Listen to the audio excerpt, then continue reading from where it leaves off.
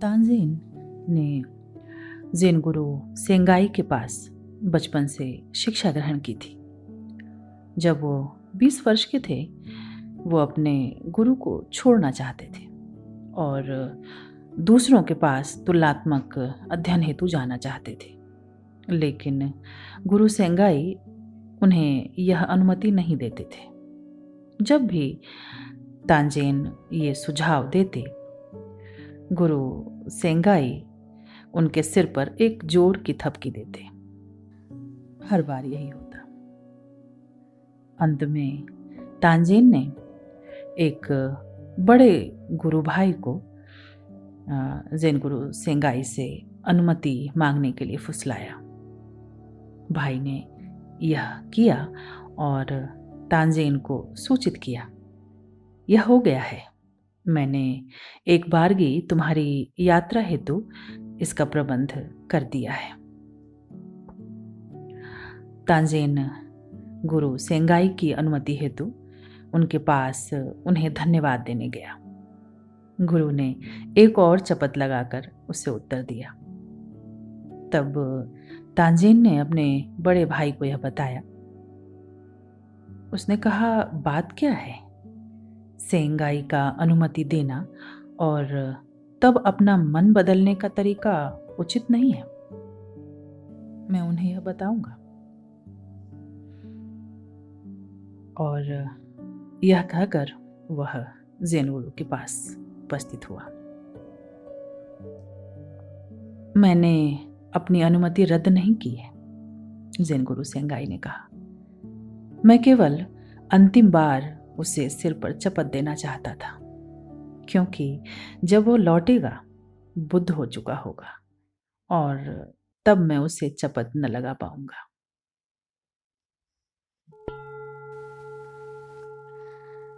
आज की ये ज़ेन कथा पूरी हुई। इस कथा में एक तरफ तो यह दिखता है कि वह शिष्य अपने गुरु को छोड़कर जाना चाहता है और वो उसे नहीं जाने देना चाहते। तो इसका अर्थ यह भी हो सकता है, दिख सकता था कि शायद वो अपने पास ही खींचकर उसे रखना चाहते हैं, लेकिन फिर आगे हमने देखा कि सही समय पर जब उन्हें लगा कि अब पूरी तैयारी है कि आगे जाकर जो और भी वो अनुभव लेना चाहता है, उन्होंने आज्ञा दी। जो सही में गुरु तुल्य हैं, जो मास्टर्स हैं, वो कभी भी शिष्य के ऊपर कोई ऐसा दबाव नहीं डालते, अपनी पकड़ नहीं बनाते। हाँ, उनकी करुणा होती है कि अगर वो देखते हैं कि वह भटक सकता है तो निश्चित रूप से उसे चेताते हैं। और कैसा मीठा सा स्वाद है इस कथा का कि सर पर थपकी लगाते हैं। वो देख रहे हैं कि इसके भीतर वह संभावना है कि यह बुद्ध हो जाएगा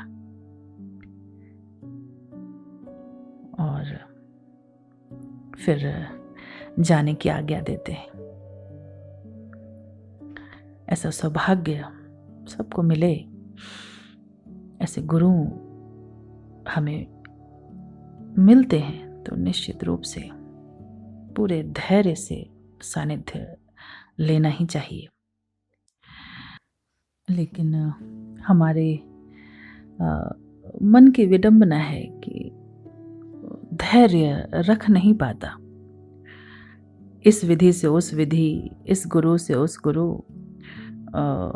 कई बार भटकते हुए जीवन व्यतीत हो जाता है, क्योंकि जहाँ भी जीवंतता है वहाँ आग है और जरूरी नहीं कि हर बात हमें समझ में आए ही, प्रयोग करके ही देखना पड़ता है। तो कोई भी ध्यान साधना कर रहे हों, किसी भी पद्धति में हों, तो पूरे धैर्य और निष्ठा से उसका प्रयोग करके देखना है। तो आज के ध्यान के लिए हम बैठें। मूल रूप से ध्यान है जागरूक होने की कला। अपने भीतर या बाहर जो कुछ भी हो रहा है उस सब के प्रति जागरूक होना। साधारणतः हम सोचते हैं कि विश्रांत होने के लिए हमें बाहर जाने की जरूरत है।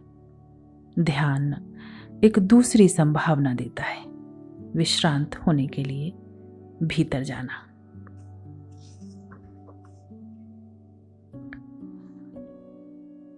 अपने व्यस्ततम दिन में भी विश्रांत रह पाने की क्षमता को ही अप्रयास जागरूकता कहा गया है, जो कि ध्यान का अनिवार्य अनुभव है। तो अगर आपने तैयारी कर ली है तो अच्छा है, नहीं तो शांत जगह पर बैठें, आंख बंद कर लें, शरीर को बिल्कुल किसी सहज मुद्रा में कर लें।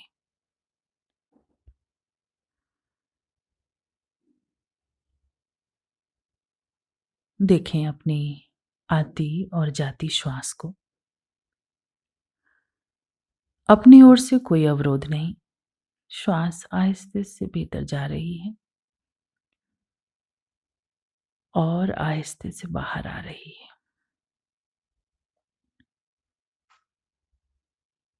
देखें, थोड़ी देर देखते देखते ही चित्त ठहरने लगेगा, शांत होने लगेगा।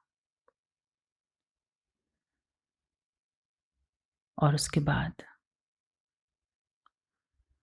संगीत चलेगा, सिर्फ एक सहारे के लिए चुप, शांत, बिल्कुल मौन बैठना है।